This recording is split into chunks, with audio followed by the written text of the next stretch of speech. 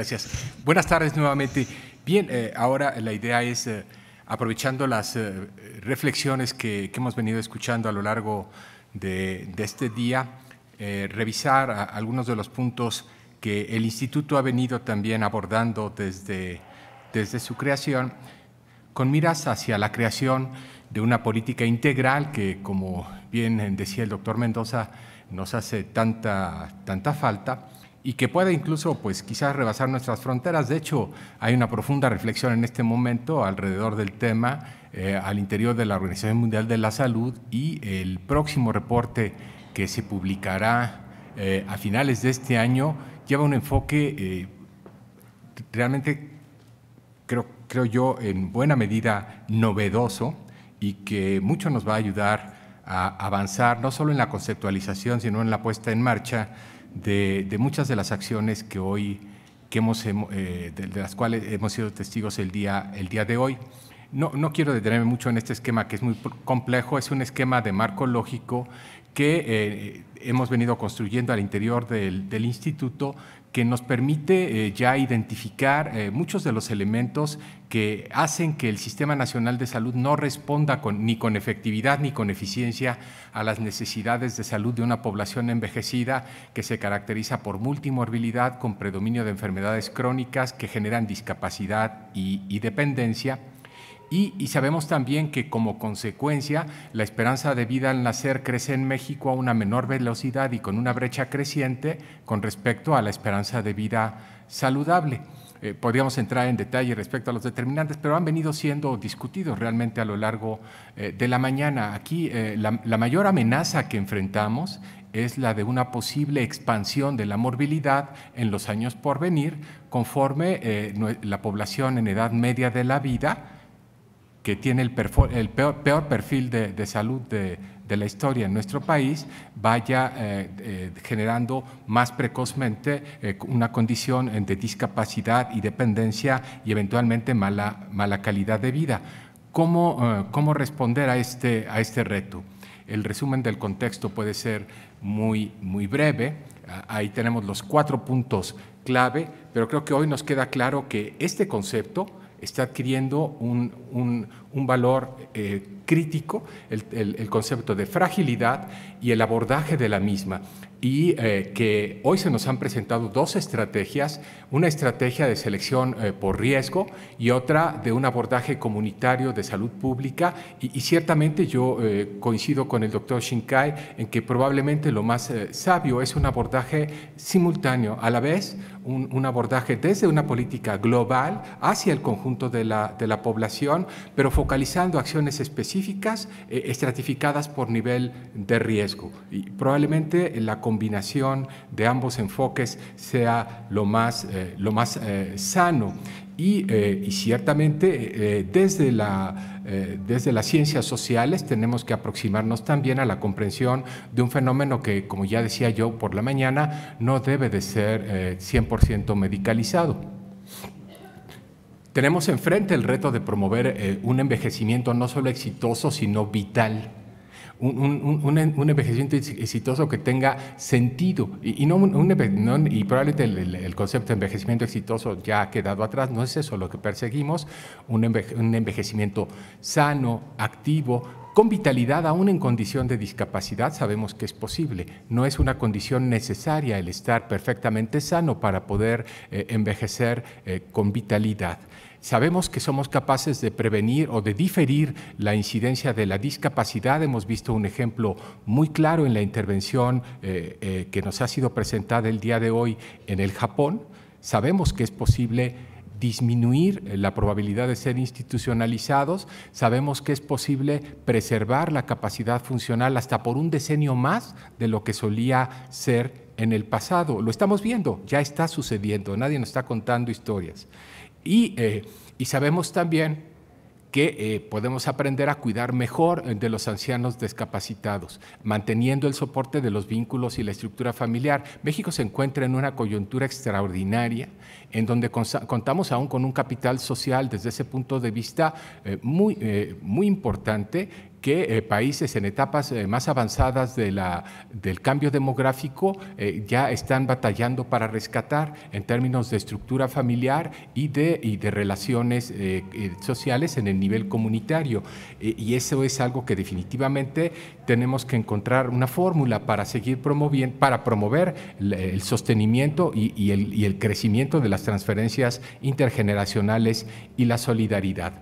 Ahora, en México no hemos estado cruzados de brazos, porque cuando nos ponemos a ver lo que se ha hecho aquí, la verdad es que desde 1999 se creó al interior de la Secretaría de Salud un Comité Nacional de Atención al Envejecimiento y comienza una reflexión seria en ese sentido. Al mismo tiempo se lleva a cabo la encuesta SABE, propiciada por la Organización Panamericana de la Salud, y se publica el primer plan de acción específico sobre envejecimiento de la Secretaría de Salud en el año 2000. Que tuviera o no fondos específicos destinados es otra cosa. No tuvo un presupuesto y hasta la fecha el programa específico de acción específica en envejecimiento no tiene fondos específicos programados. Crece a partir del mismo, prácticamente un año después, se crea el primer programa social de pensiones universales en la Ciudad de México y se convierte esto en un derecho 2 años más tarde.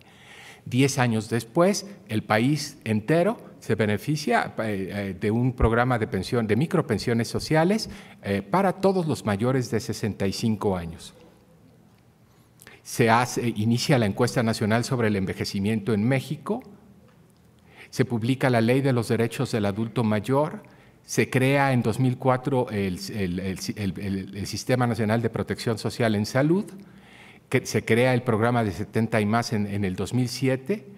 Un año más tarde se presenta la iniciativa y se crea por decreto primero el Instituto de Geriatría, incubado al interior de la Secretaría de Salud. Desde este instituto creamos la Red de Investigación sobre Envejecimiento, Salud y Desarrollo Social, que sigue vigente, apoyada por CONACYT, y desarrollamos un nuevo programa de especialidad en geriatría de entrada directa que ha permitido prácticamente duplicar el número de geriatras en entrenamiento en la actualidad en nuestro país. Publicamos junto con la Academia Nacional de Medicina en el 2012 un posicionamiento sobre salud y envejecimiento, y como resultado de la colaboración con el Instituto Nacional de Salud Pública y con la propia Secretaría de Salud, por primera vez la Encuesta Nacional de Salud y Nutrición incluyó información sobre adultos mayores de 60 años. Hoy tenemos más información de la que podemos procesar sobre las personas mayores. Como les decía, se crea en el 2013 la pensión universal a nivel nacional para los mayores de 65 años, y en el mismo año el Instituto Nacional de Geriatría, junto con una serie de organizaciones, en un seminario organizado en la Academia Nacional de Medicina, promueve una primer propuesta de plan de acción en envejecimiento basada en evidencia que se deriva de todas las encuestas realizadas en nuestro país y una agenda para la investigación sobre envejecimiento. A la par, se ha dado una reforma constitucional en derechos humanos que transforma el derecho al acceso a los servicios de salud en un derecho efectivo, y se crea una reforma fiscal que busca el financiamiento, que no ha sido todo lo exitosa que quisiéramos y que enfrenta serias dificultades este año en particular, pero el avance se está dando y sigue ahora para poder avanzar en esta dirección, el concentrarnos en el desarrollo de un nuevo modelo de atención médico-social integrado que nos permita también propiciar el envejecimiento sano y activo, aprovechando la innovación tecnológica, que hay muchos recursos interesantes también en términos de innovación social, no todo han de ser gadgets, y en términos también conceptualmente hemos avanzado al comprender mejor los orígenes de la enfermedad crónica, su vinculación con el proceso íntimo del proceso de envejecimiento y por ende el cómo, al ser determinante de la dependencia, si diferimos la ocurrencia de las enfermedades crónicas, podemos también retrasar significativamente la discapacidad y la dependencia. Tenemos que desarrollar un programa específico de promoción del envejecimiento sano y activo y un programa de promoción de la salud con una visión clara de acciones dirigidas a la prevención de la discapacidad que tiene que ir más allá del ámbito médico y señaladamente en conjunto con el sector de desarrollo social.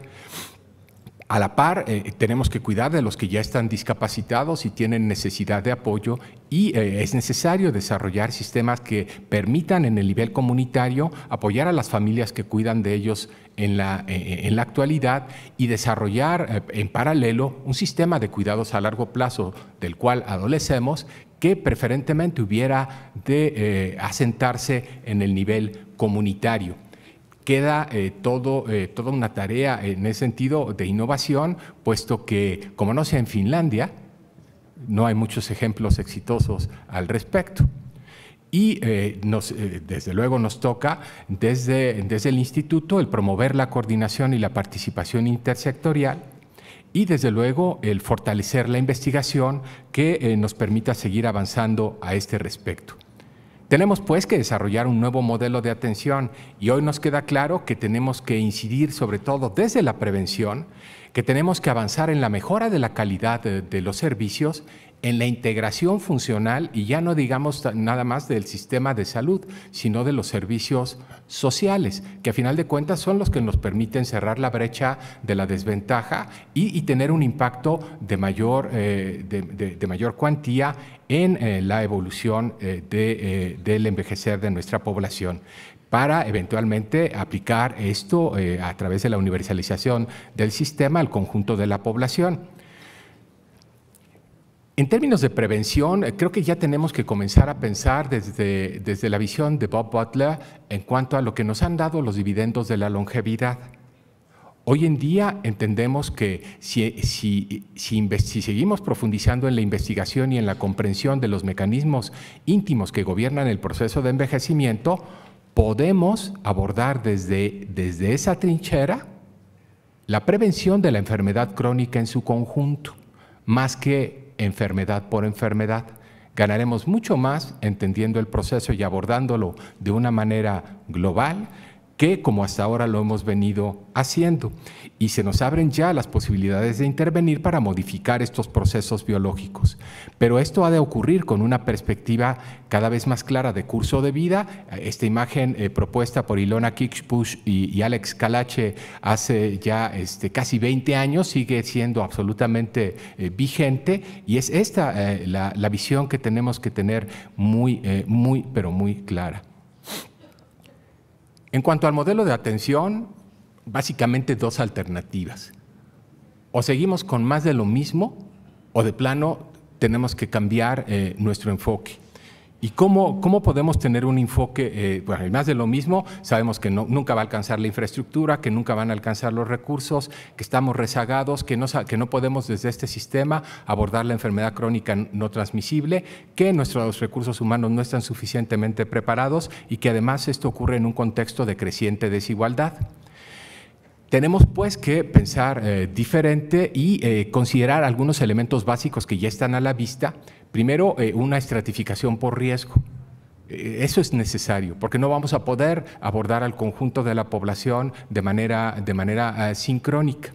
Y tenemos que definir bien cuáles son los criterios para esa estratificación por riesgo, pero la situación de desventaja sin duda se convierte en uno de los marcadores clave y la fragilidad probablemente en otro, y seguramente ahí están los dos elementos: vulnerabilidad en términos de desventaja social y fragilidad en términos de mecanismos biológicos. Y cuando coinciden vulnerabilidad y fragilidad, no hay duda que se impone la necesidad de una intervención intensiva focalizada. Un fortalecimiento de la atención primaria con una orientación para el abordaje de las enfermedades crónicas no transmisibles y con prioridad al enfoque preventivo para contener cuando ya la entidad se encuentra presente y atendiendo a las necesidades de aquellos ya afectados con una nueva visión de cuidados al final de la vida. Y no me refiero solo a los cuidados paliativos, sino a una visión, la visión de Atul Gawande justamente. Esto tiene que empezar mucho antes y tenemos que tener esa visión de que hay muchas cosas que no podemos remediar, pero hay mucho que podemos hacer por cuidar y por mejorar la calidad de vida. Fortalecer y desarrollar la atención del adulto mayor en el nivel primario, donde estamos obligados a asegurar una cobertura universal, con una atención prioritaria a los más pobres y con miras al desarrollo de un segundo nivel comunitario también para una gestión clínica eficaz de los casos más complejos de multimorbilidad. Y hay modelos ya en Francia, en Canadá, en el Japón mismo, extremadamente interesantes, que pueden ser ejemplos a seguir. Pero siempre con un énfasis en la prevención y con un enfoque de curso de vida y con un enfoque también en la formación de los profesionales desde esta perspectiva. Y probablemente el desarrollo tecnológico nos puede apoyar fundamentalmente en el desarrollo de aplicaciones que nos permitan compartir la información y tener a la disposición de los médicos de los profesionales de la salud en el primer nivel de atención los elementos clave para que no pueden las listas de cotejo y los elementos clave de conocimiento que no pueden pasarse por alto. Nos toca pues transformar la atención a la salud de una atención centrada en la enfermedad, como ha sido hasta la fecha, a un enfoque centrado en la persona y basado en la comunidad, ya no hospitalocéntrico, sino basado en la comunidad.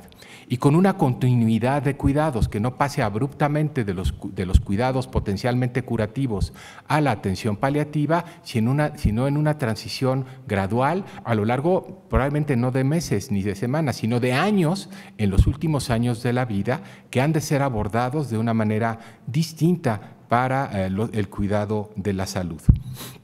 Así, una forma de intervención además adecuada a las distintas categorías de personas mayores, en donde el modelo de atención geriátrica sepa estratificar por riesgo, sepa apoyarse en unidades de enlace comunitario y distinguir entre los diferentes grupos para un abordaje también diferenciado en función de sus necesidades. Y desde esta nueva perspectiva, los Institutos Nacionales de los Estados Unidos acaban de publicar un reporte extremadamente interesante en donde el conjunto de los institutos de salud norteamericanos se ponen de acuerdo para hacer una propuesta para avanzar en la comprensión de los mecanismos biológicos del envejecimiento, creando este grupo de trabajo en gerociencia, cuyo fomento nos permitirá tarde o temprano vivir más sanos por más tiempo y retrasar el declinar progresivo de las funciones fisiológicas. Básicamente apoyado en dos estrategias: la prevención primaria del deterioro funcional y la prevención secundaria del mismo, o sea, exactamente el enfoque que acabamos de escuchar por parte del doctor Shinkai el día de hoy. Eso ya no es a lo mejor a ver cuándo, eso ya se está haciendo. Y tenemos que, en el ámbito de la investigación, todavía mucho que aprender. En México no tenemos tan claro como en el Japón los patrones temporales del declive funcional al envejecer. Ahí creo que aún tenemos mucho que entender y seguramente vamos a ver más estratos que los que se observan en el Japón. Creo que la situación es más compleja en nuestra población, ¿cierto? No somos tan homogéneos como ellos. Y tenemos mucho todavía por identificar en términos de los mecanismos subyacentes y factores moduladores y en el análisis del costo-beneficio de las posibles intervenciones. Pero los modelos de intervención ya están ahí, en los propios autóctonos desarrollados en este país, como el de núcleos gerontológicos, o su posible combinación, porque además son enfoques que combinan muy bien con lo que se nos ha presentado como la perspectiva japonesa. Y no olvidar también la psique y cómo, a final de cuentas, ya hacía yo referencia a Ellen Langer y esta visión que ella tiene de que el envejecimiento está en nuestra cabeza en primer lugar, más que en nuestra realidad física. y que nuestra actitud y que nuestra vitalidad, si preservamos esa vitalidad aún frente al declive físico, es posible remontar buena parte de los obstáculos. Estos estereotipos que tanto nos dañan y que a final de cuentas son los que contribuyen probablemente en mayor medida al acelerado declinar de la vejez. Les invito a una nueva lectura del Plan de Acción en Envejecimiento y Salud propuesto por este instituto y por las Academias Nacionales de Medicina y de Cirugía, que propone una línea de 5 estrategias en las cuales no me voy a detener el día de hoy. Les pido que nuevamente lo pueden descargar desde el sitio web de nuestro instituto, pero sigue siendo absolutamente pertinente a la luz de lo que el día de hoy hemos discutido. Para concluir, no cabe duda que contamos con información suficiente sobre la situación de nuestros mayores, conocemos las consecuencias del cambio demográfico, la vulnerabilidad que representa la desventaja, el estado de salud y el gasto en salud que esto representa, y con base en la evidencia es posible proponer acciones puntuales, muy concretas y áreas de investigación futura. La información que se ha venido presentando a lo largo del día de hoy y las recomendaciones que emanarán de este seminario sin duda amplían las oportunidades para que los adultos mayores mexicanos conserven la salud al envejecer.